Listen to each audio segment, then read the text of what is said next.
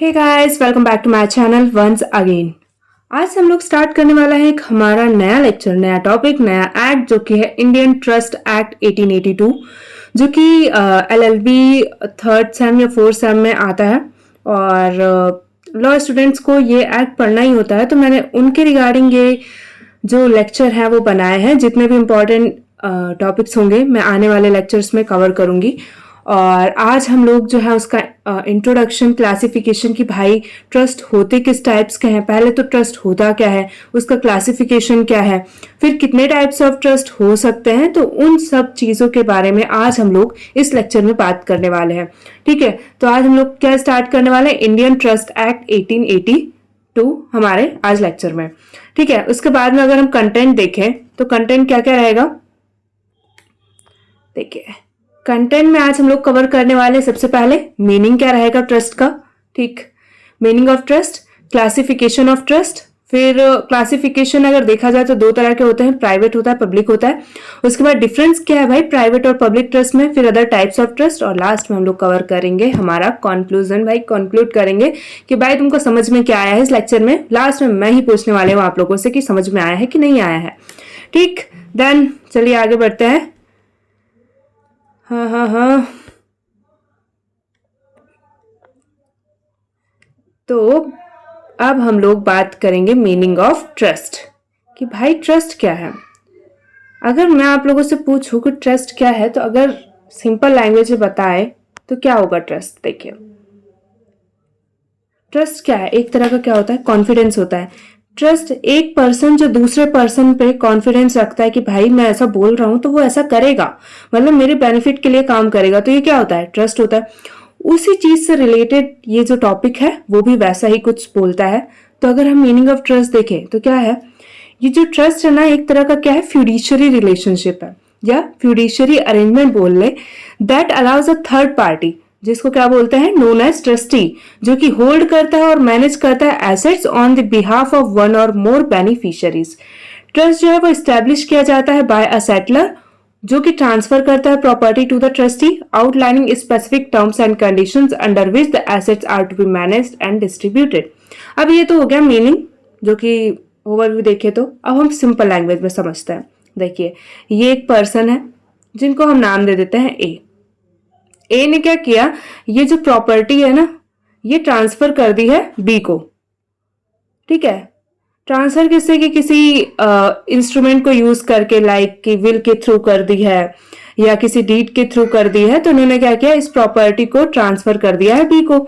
और जब ट्रांसफर किया ना तो उसमें कुछ टर्म्स एंड कंडीशंस थी कि इस प्रॉपर्टी से जो भी पैसा आएगा, जो भी कैपिटल आएगा, जो भी मनी आएगा, उसका यूज वो क्या करेंगे, ये जो बी है ना, वो ये जो बच्चे हैं, ये जो बेनिफिशियरीज जिनको हम बोलते हैं, इन बच्चों की पढ़ाई लिखाई जो बेसिक नीड्स हैं उनको कंप्लीट करने के लिए इस पैसे का यूज किया जाएगा। तो यहाँ पे ए कौन है, ए जो है वो होते हैं सेटलर या बोलते ट्रस्टर। ठीक है, उसके बाद में जो बी है वो हो जाते हैं ट्रस्टी। ठीक है, और जो ये बच्चे हैं वो क्या हो जाएंगे, बेनिफिशियरीज हो जाएंगे। ये क्या हो जाएंगे, बेनिफिशियरीज, जिससे जो मनी, मतलब ये जो प्रॉपर्टी से जो भी पैसा आ रहा है उससे बेनिफिट किसको होगा, ये जो बच्चे हैं उनके होंगे, उनके जो बेसिक नीड्स होंगे, जो पढ़ाई लिखाई जो भी है उसमें जो खर्चा आएगा उसके लिए इसका यूज किया जाएगा। तो ये हो गया एक एग्जांपल कि ट्रस्ट कैसे इस्टेब्लिश किया जाता है, इसमें कौन कौन इसेंशियल्स होते हैं।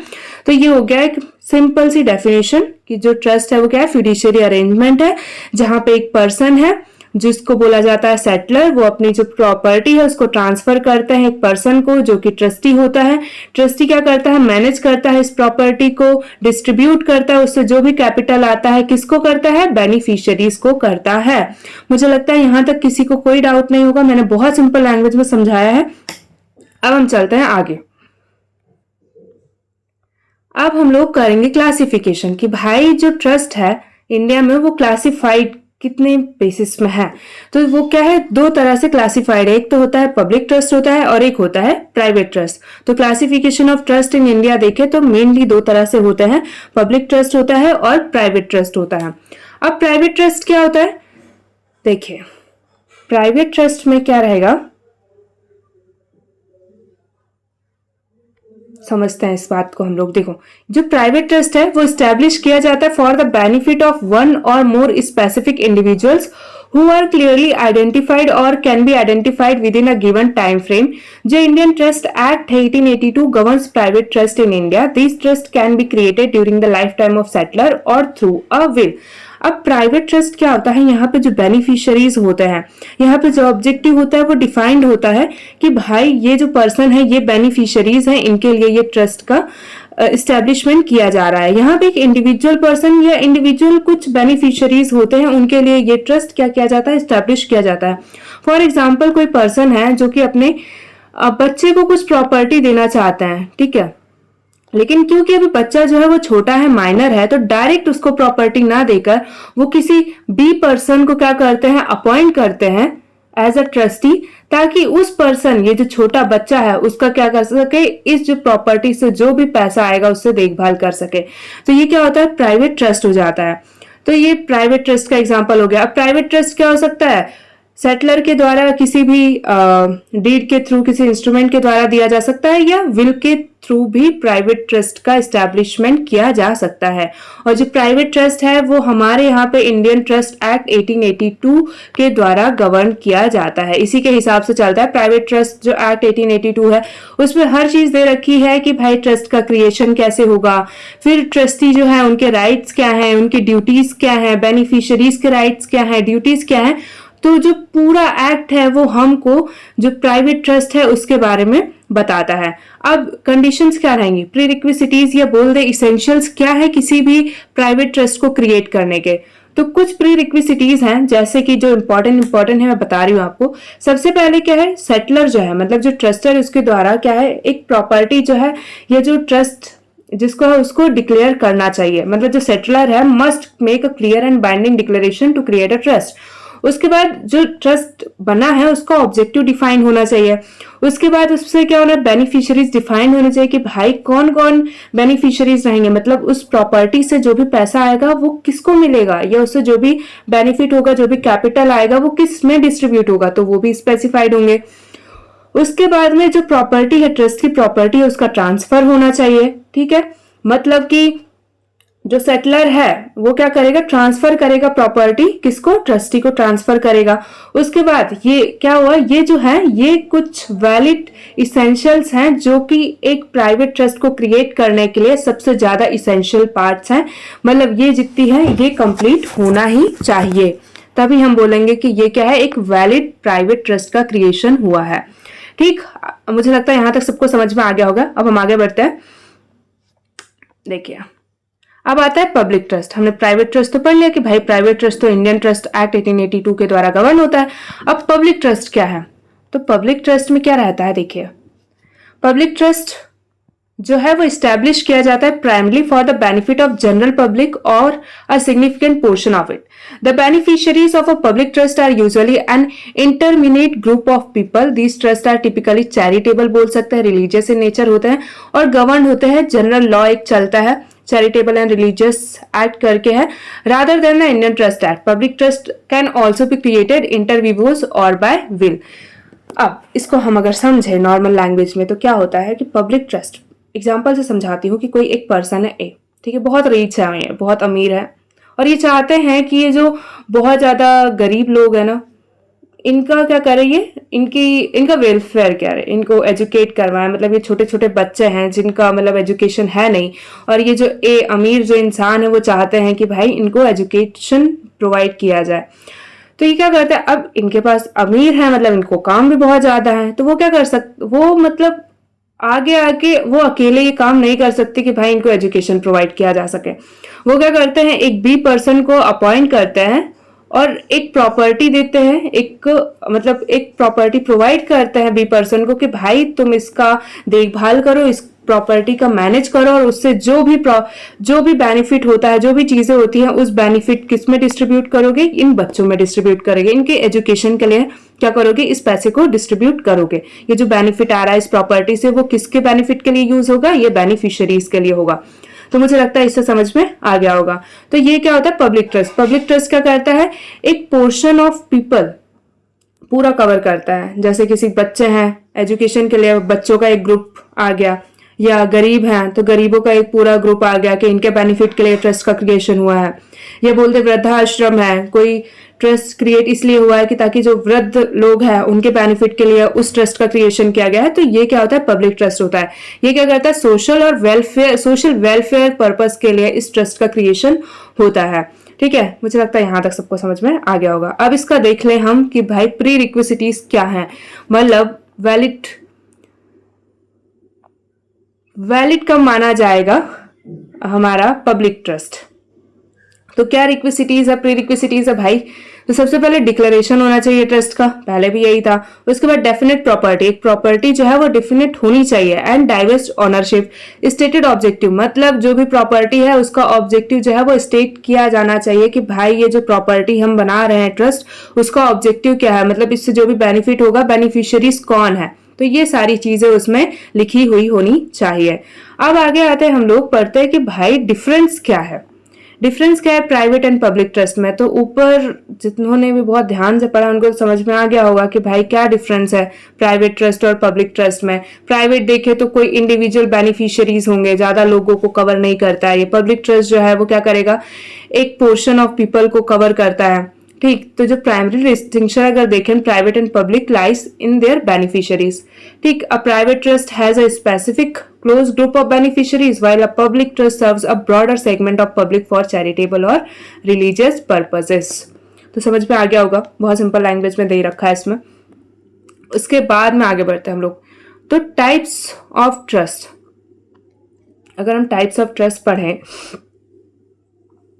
तो देखिए जो मेन था वो पब्लिक और प्राइवेट होता है। ये अदर टाइप्स ऑफ ट्रस्ट है जो कि देखें तो सबसे पहले कौन सा है, रिवोकेबल ट्रस्ट। रिवोकेबल ट्रस्ट क्या होता है, किसी ट्रस्ट का क्रिएशन एक पर्टिकुलर टाइम के लिए दे रखा था कि भाई ये जैसे ही ये चीज कंप्लीट हो जाएगी उसके बाद ये जो ट्रस्ट है वो क्या करेगी, जो ट्रस्ट की प्रॉपर्टी है वो फिर से किसको मिल जाएगी, सेटलर जो है उनको मिल जाएगी।